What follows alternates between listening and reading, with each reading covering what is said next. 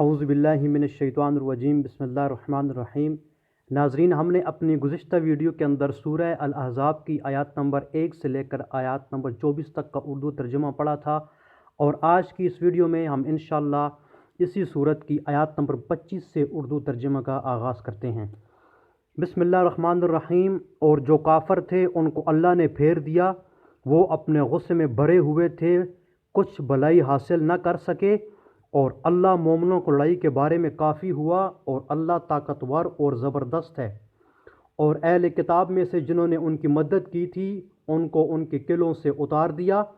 اور ان کے دلوں میں دہشت ڈال دی، تو کتنوں کو تم قتل کر دیتے تھے اور کتنوں کو قید کر لیتے تھے، اور ان کی زمین اور ان کے گھروں اور ان کے مال کا اور اس زمین کا جس میں تم نے پاؤں بھی نہیں رکھا تھا تم کو وارث بنا دیا، اور اللہ ہر چیز پر قدرت رکھتا ہے۔ اے پیغمبر، اپنی بیویوں سے کہہ دو کہ اگر تم دنیا کی زندگی اور اس کی زینت اور آرائش کی خواستگار ہو تو آؤ میں تمہیں کچھ مال دوں اور اچھی طرح سے رخصت کر دوں، اور اگر تم اللہ اور اس کے پیغمبر اور عاقبت کے گھر یعنی بہشت کی طلبگار ہو تو تم میں جو نیکوکاری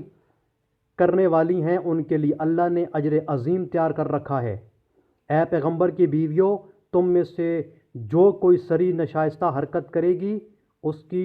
دونی سزا دی جائے گی، اور یہ بات اللہ کو آسان ہے۔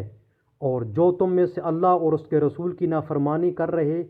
نافرمان اور جو تم میں سے اللہ اور اس کے رسول کے فرما بردار رہے گی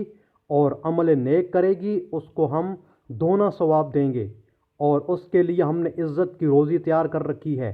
اے پیغمبر کی بیویوں، تم اور عورتوں کی طرح نہیں ہو۔ اگر تم پرہیزگار رہنا چاہتی ہو تو کسی اجنبی شخص سے نرم نرم باتیں نہ کیا کرو، تاکہ وہ شخص جس کے دل میں کسی طرح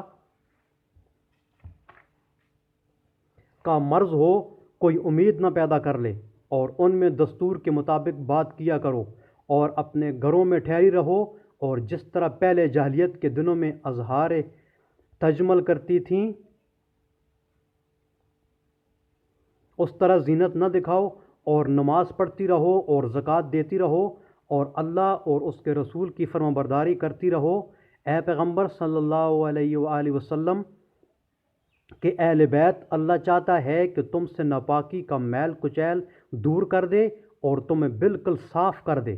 اور تمہارے گھروں میں جو اللہ کی آیاتیں پڑھی جاتی ہیں اور حکمت کی باتیں سنائی جاتی ہیں ان کو یاد رکھو، بے شک اللہ باریک بین اور خبردار ہے۔ جو لوگ اللہ کے آگے سر اطاعت خم کرنے والے ہیں، یعنی مسلمان مرد اور مسلمان عورتیں اور مومن مرد اور مومن عورتیں، اور فرما بردار مرد اور فرما بردار عورتیں، اور راست باز مرد اور راست باز عورتیں، اور صبر کرنے والے مرد اور صبر کرنے والی عورتیں، اور فرونتی کرنے والے مرد اور فرونتی کرنے والی عورتیں،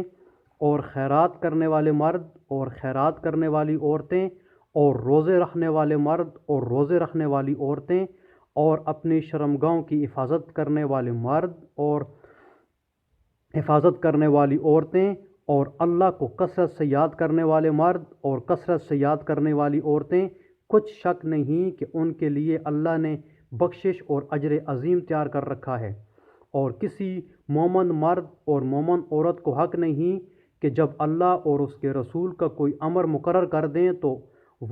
وہ اس کام میں اپنا بھی کچھ اختیار سمجھیں، اور جو کوئی اللہ اور اس کے رسول کی فرما برداری کرے وہ سری گمراہ ہوگا۔